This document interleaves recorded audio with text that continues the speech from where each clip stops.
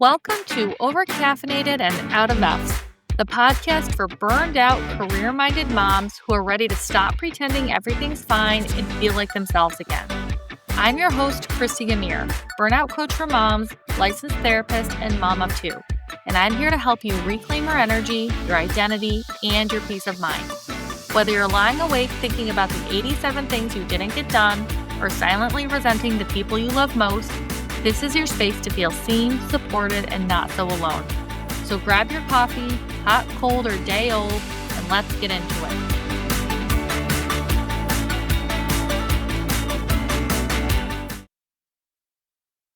Hey everybody, it's Christy. Welcome to Overcaffeinated and Out of Effs. In today's episode, I'd like to welcome our guest, Raquel Castillo. Raquel is the founder of The Online Integrator, a fractional COO and mom of three boys who helps executive women design businesses that value freedom and flexibility. After leaving her full-time COO role, Raquel replaced her income, halved her hours, and now makes it to the school pickup line early, all by building a fractional business around her philosophy of outcomes over hours. Today, she teaches other professionals how to step out of burnout, go fractional, and lead with clarity and confidence. So I've invited her here today to share a little bit about her personal story of trying to juggle her roles as a fractional COO, wife and mom of three boys, and her youngest being just 5 months old, and how she overcame burnout. So she's going to talk a little bit about some practical strategies that other moms can use to protect their time, their energy, and their joy. So, Raquel, thank you so much for being here today. Well, thank you so much, Christy, for having me. It's a pleasure. Yeah, so I'm wondering if you can maybe just start off by telling us a little bit about yourself, your family, your work, and actually just for those who don't even know, can you even tell us what a fractional COO is? What do you do? What did you do? Yeah, absolutely. So I'll start off with going what a fractional COO is. So a fractional COO is simply just a chief operating officer. So second command in a business. They're typically the right hand of a CEO or a business owner, depending on the size of the company. They're the ones who really rile up the team to get things done and execute the owner's vision. And so I was a full-time CO at one point, and then I decided to go fractional. It's a fancy word for part-time. Okay. So I can work with multiple clients at a time, and depending on what my needs and my family needs are, I can work with one client or two clients or three clients, just depending on kind of how that. I don't suggest more than three clients, but yeah, so that's what a fractional COO is. And a little bit about me and my family. We're a big family. So I come from, I'm one out of 8 kids, Wow. and, my mom had 5, and then my dad remarried and had 3, but, so we have a big family. Me and my husband have 3 boys, an 8-year-old, a 6-year-old, and like you mentioned, a 5-month-old. Our sweetest little joy, Nico, he's the cutest. And so, yeah, between Nico and my other youngest, it was a 6-year gap. And so we knew we wanted to grow our family, and so we had to change some things in how I was working and what caused burnout and all these things for me to decide, okay, I want to change the way I work if we're going to grow our family. And we did that. That is amazing. So before you decided to make those challenges, so you were trying to, figure out with your husband what was going to make the most sense for growing your family so that you could continue to do, both things, work and, be a mom. And that's one of the things that I think is really important for a lot of the listeners to hear is that because I think a lot of people can relate to this idea of wanting to maybe make some sort of a change or wanting to make some sort of a shift after having kids. We don't always anticipate that before having kids, but once we do have kids, our lives change, and so that really comes up for a lot of people. And some people I know sort of struggle with this idea of whether or not they can make those kinds of changes. So I'm curious, before you did decide to make that shift, what were some of the biggest challenges that you did face being a working mom? Yeah, it's a great question. And, I think as moms, we have such a big challenge. I mean, it took me 10 years to get my MBA just because I started a family in between that. So Mhm. it's not just black and white for us.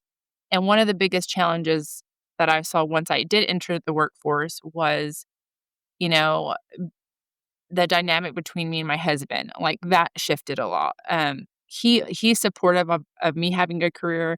I've always, enjoyed working, and so just the dynamic between,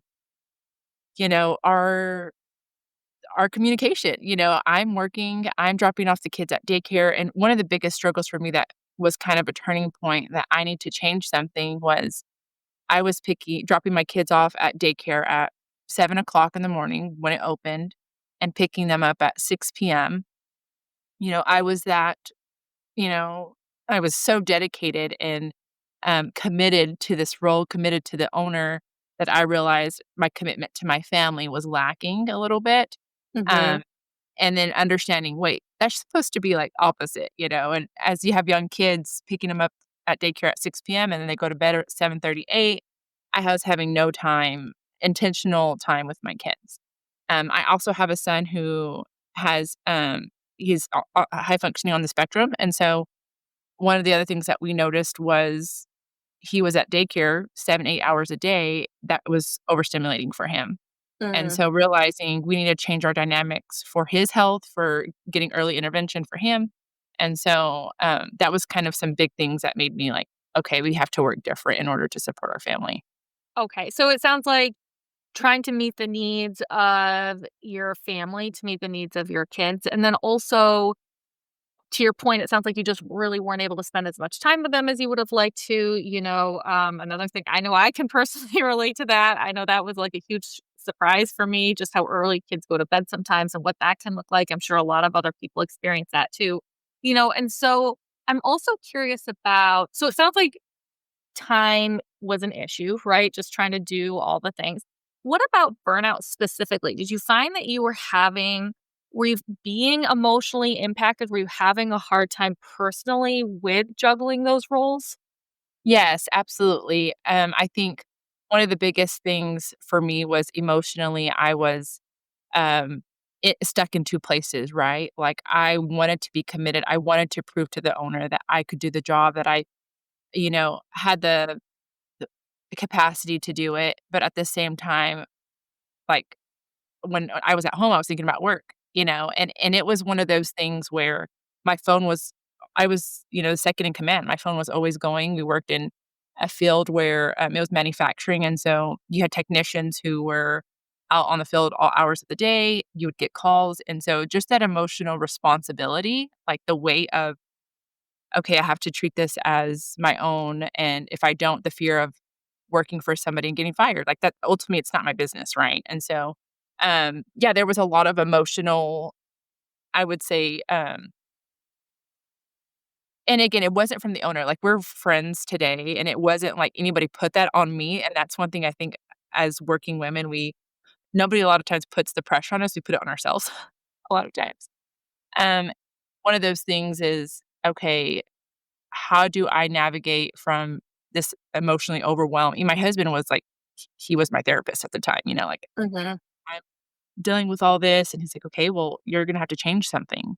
And so putting in boundaries is something that I had to learn from, and, in order to change that emotional state from being overwhelmed, I had to put in some boundaries that worked for me. And then ultimately I changed the way I worked. But at first I had to put in boundaries to protect my time and feeling that burnout. Okay, so when you talk about like boundaries, like what did that look like, and what other kinds of changes did you maybe make in order to start, moving through that burnout? Yeah, for me, it's really taking a step back and saying, okay, what's working, what's not working, and literally writing it down, right? Because there were some things that were working and I wanted those to stay, and I didn't need to change everything. But there were quite a few things that weren't working. And when I looked at that list, I realized I was allowing people to get a reaction from me immediately. And many Mhm. times, you get that email and you're like, oh, I have to respond immediately. They're not asking me to respond. That's just my reaction to it, right? Mhm. One of the most unused tool I think is schedule send on an email. Mhm. And I love that tool because sometimes we just need to check a box.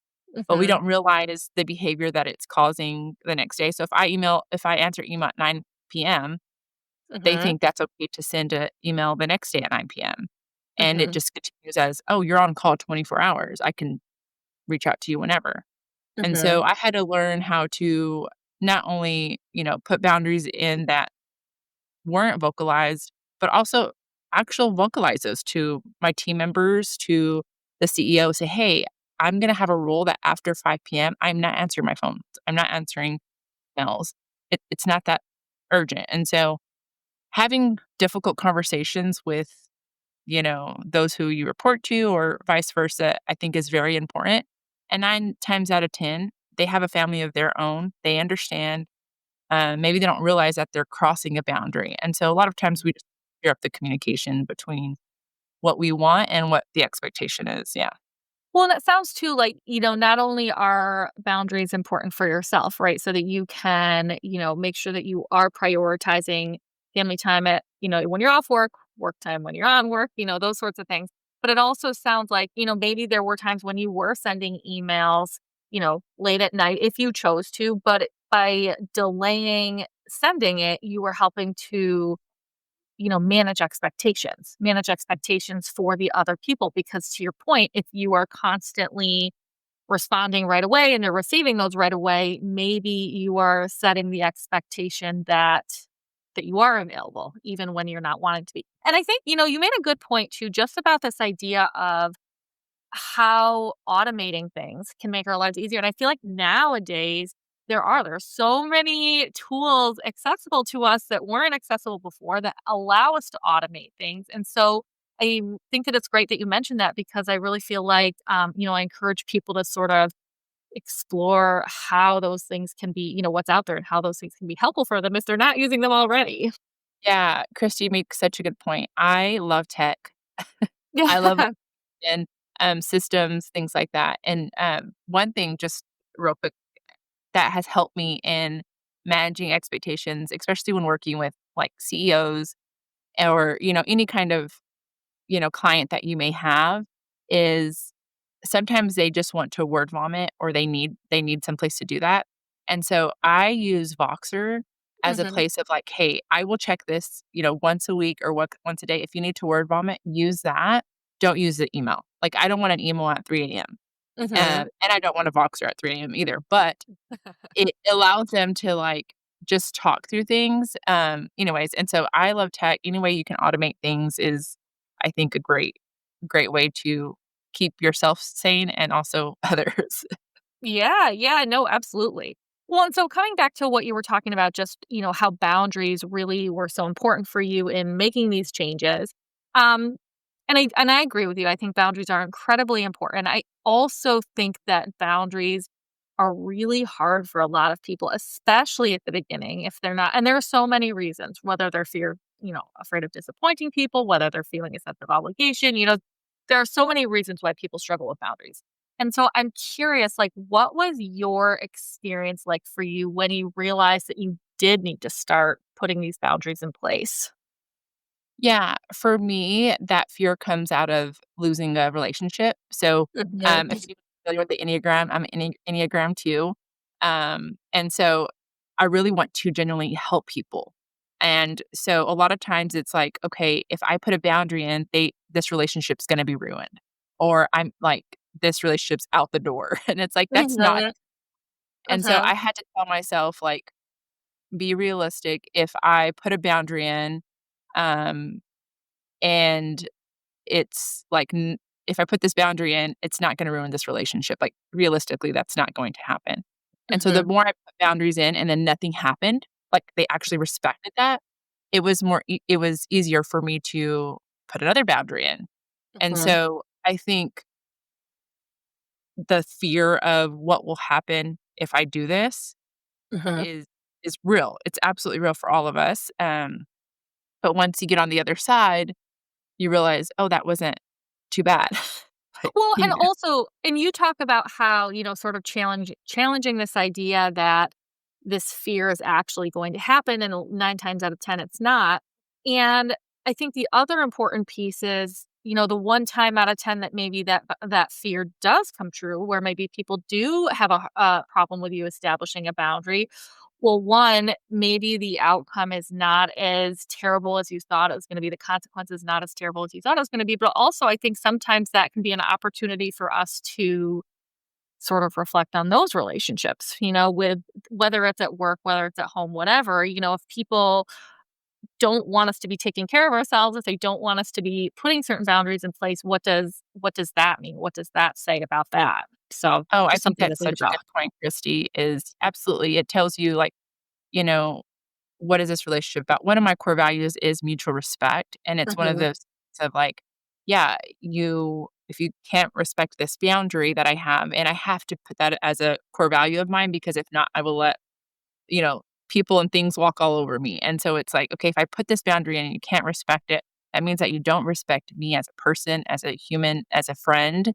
And then I have to challenge, is this relationship worth it? Yeah. Um, yeah. Yeah, And that's no, hard. absolutely. It is hard. It's very hard, but I do think that it's an important question to ask, right? Because at the end of the day, some of our relationships are going to be incredibly valuable to us and some are not. And those could be important things to really sort of like think about and reflect on. Yeah, and, So, as oh, a, okay. sorry to cut No, you go. off. Um, as a recovering people pleaser, I think one of the things is, I can't sometimes I just have to not care what other people think, Yeah. Yeah. and that can Which be is hard. difficult. Yeah, That can which be is hard. very hard. But yeah, sometimes it comes down to, like, okay, I know that my intuition, this is my best decision for me, and this is a choice I have to make for me. I have to put this boundary in for my sanity, for my sake, and it has nothing to do with them, and how they respond to that is not my responsibility. Yes. Yeah. No, totally agree with that. And I do think that that's something that a lot of people struggle with, especially, ambitious moms. I know a lot of us are people pleasers, and that can be a real challenge. And again, that goes along with the struggle of even establishing these boundaries to begin with, right? This idea of wanting to please everybody. But you're right, like what they think, how they respond is maybe not our business, and sometimes we have to work toward being able to let those things go. So I agree with all of that. So, okay. So once you started to make these shifts, once you started to, make these changes, how did that affect your definition of success? Right. I imagine that probably changed for you also. Right. So can you talk a little bit about that and maybe some mindset shifts that helped you with that? Yeah, great question. One of the things that, success has definitely changed, definition has changed. Once I got into, you feel like you had it all. I had the COO role, I was leading teams, I was, you know, had this title, but yet and making an income that was 6 figures, plus, and it's like, "Okay, I've arrived," and it's like, but I don't feel fulfilled, I don't feel successful, like, my family life is not where I want it to be. And so, yeah, changing that shift, the mindset shift of like, okay, what does success actually mean? Is it money? Like, that's okay if it is. But for me, it was time with my family and the burnout, the emotional toll that it was taking on me, I couldn't do. And so that's why I decided to go fractional and choose who I work with and then half my hours, right? So basically, right now I have one client. I work 10 hours a week for them, and, I've replaced my full-time salary income. And it's Hmm. like, okay, I can work 10 hours a week for them. I work about 20 hours with my own business. But shifting that mind shift of like, okay, really thinking, how can I do something different in order that fulfills my family? And that was hard. That for me, that meant starting my own business. That's what it meant Hmm. for me. Hmm. I'm not saying everyone needs to go and do that.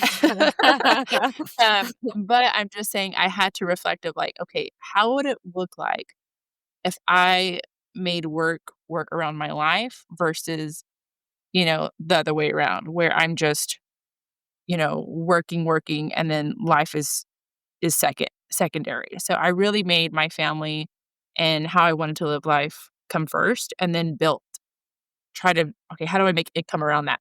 You know? Well, yeah, no, absolutely. And to your point, I mean, building a business, it was something that sounds like it was a really good decision for you. It's not going to be the same for everybody, but the point is kind of just to spend some time doing some work and reflecting on, what your values are, what does your definition of success look like because it's going to be different for everybody. And the changes that you might decide to make are obviously going to be, vary from person to person. So, one of the things that I know a lot of people struggle with, as they start to make decisions where they are prioritizing or placing more of a focus on their families, is this idea of how it is going to affect them at work. And are they going to be viewed as less committed? You know, are they going to lose out on opportunities for promotions? Like those sorts of things. I'm curious, like, what are your thoughts about that? Yeah, I think it's a true fear. It was one for me too, was I did not want to feel like disloyal. That's the word that I comes to mind is like, for me, I'm like, I'm so loyal. But at the same time, what I had to realize is the company as loyal to me as I am to them? And when I Mhm, really looked at that question and really evaluated that question, the answer is no. I am mhm, replaceable.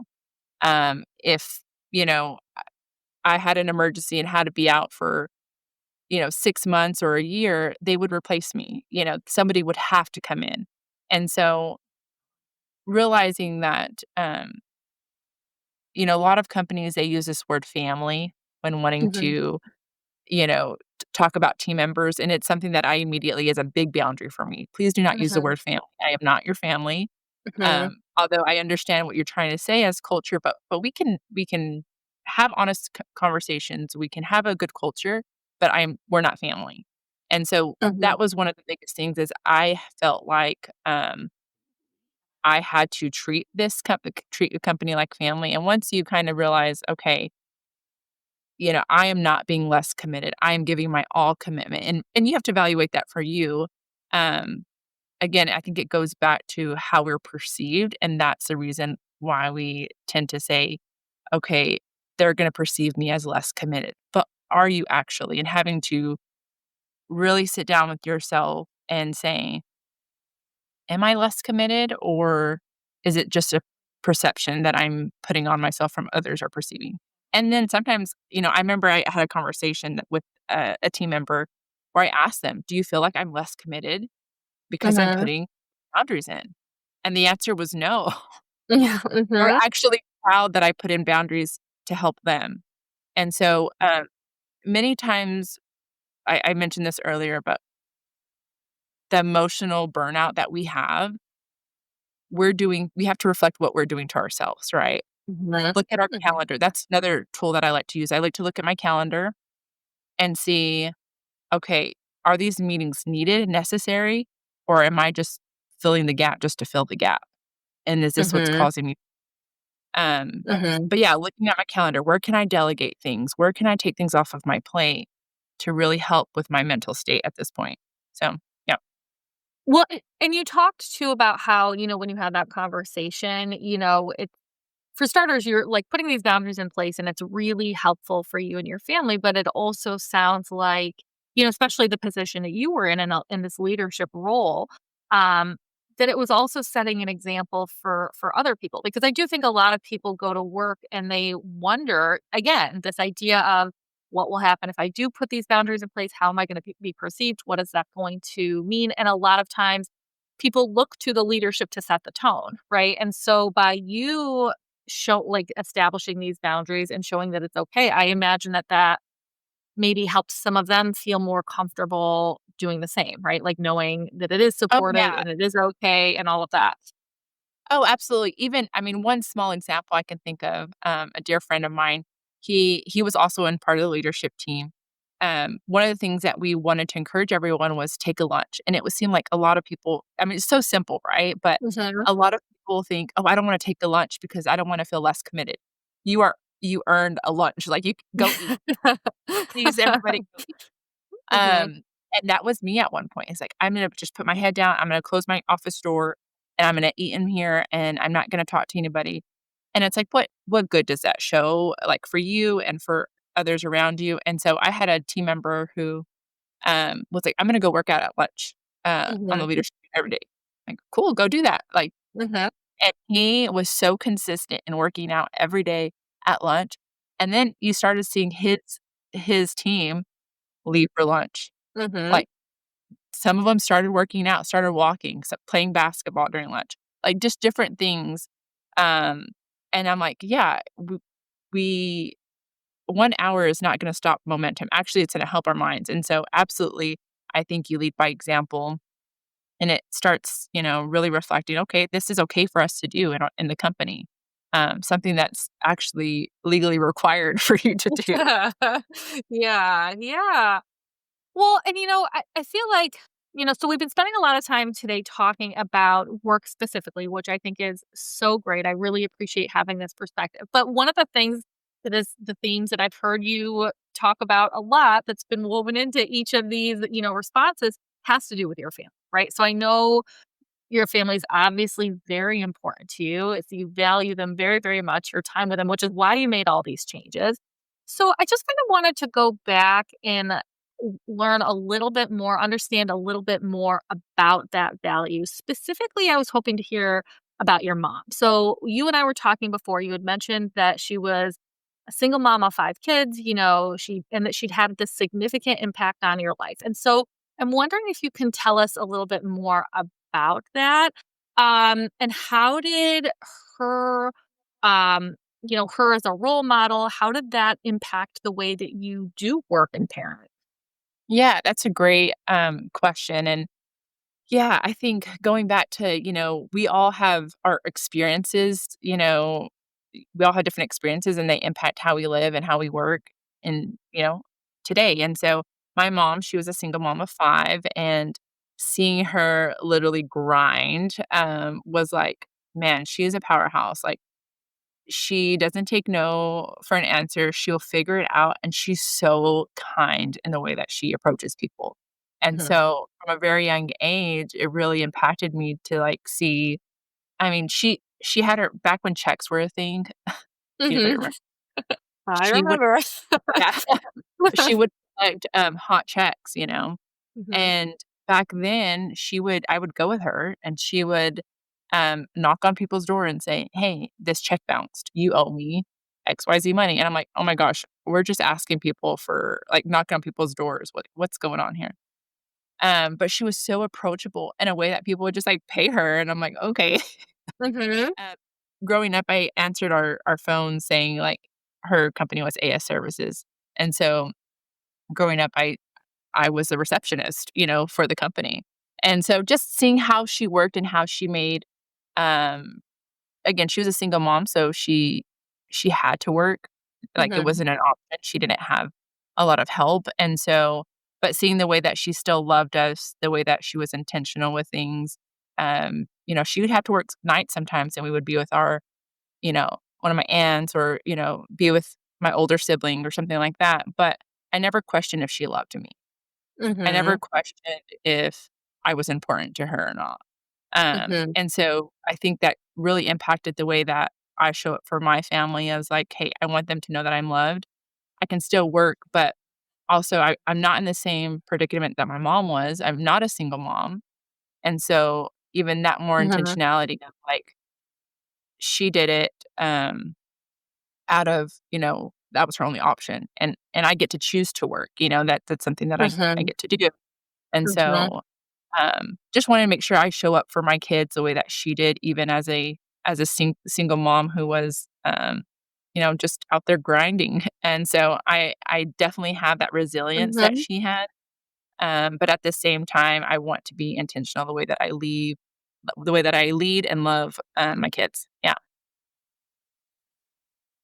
Yeah, no, absolutely. And I appreciate you sharing all that. And, one of the big takeaways that I just heard like as I was listening to is because I know a lot of moms struggle with guilt.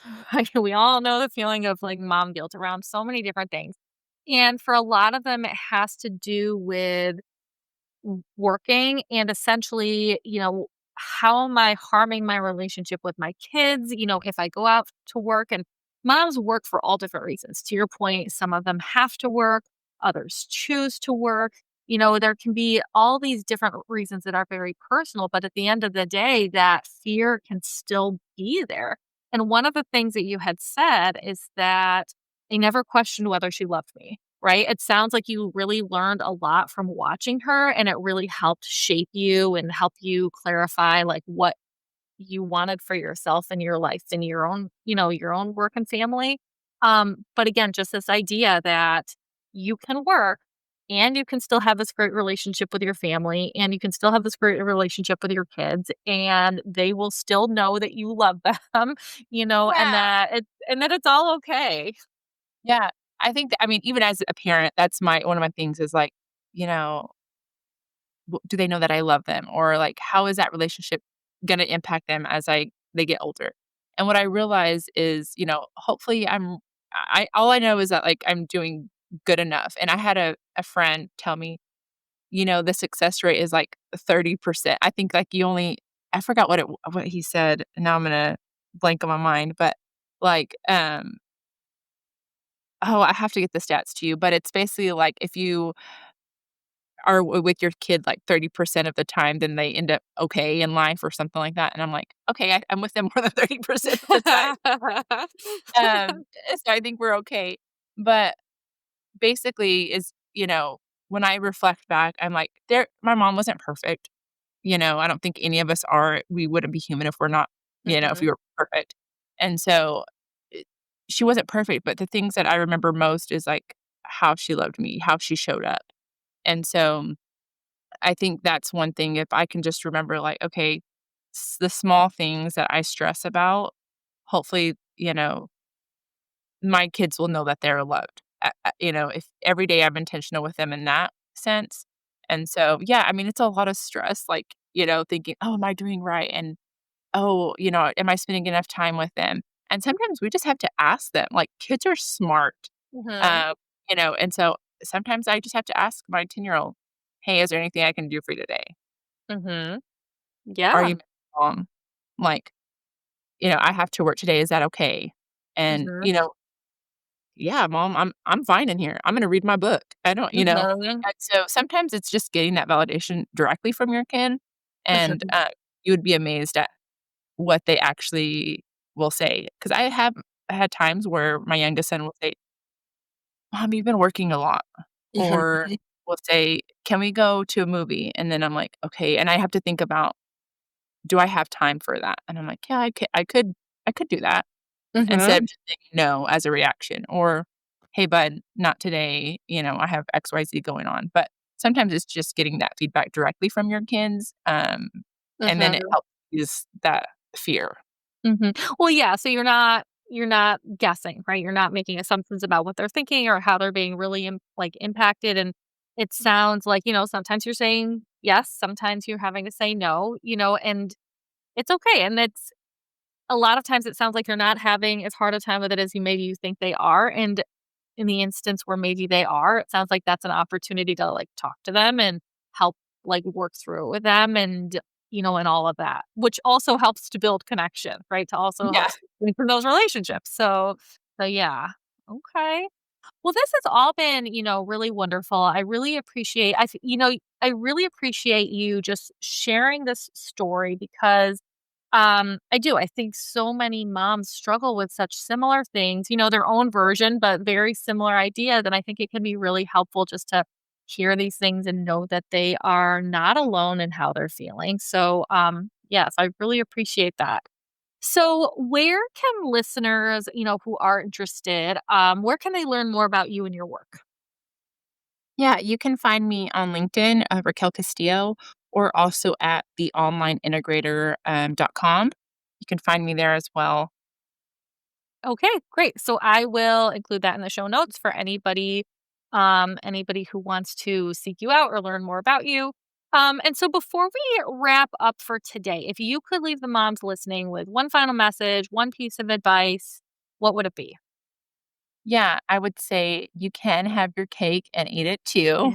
Yeah. Also, you are doing enough and Mhm. you are seen, my friend. Okay. Well, thank you again so much for that. Thank you again so much for being here. I really appreciate it. And as always, for the moms who are listening, if any of this resonates, or if you found any of this to be helpful, please, I encourage you to share this podcast with other moms who could use some additional support too, because we're all in this together. Thank you, Christy.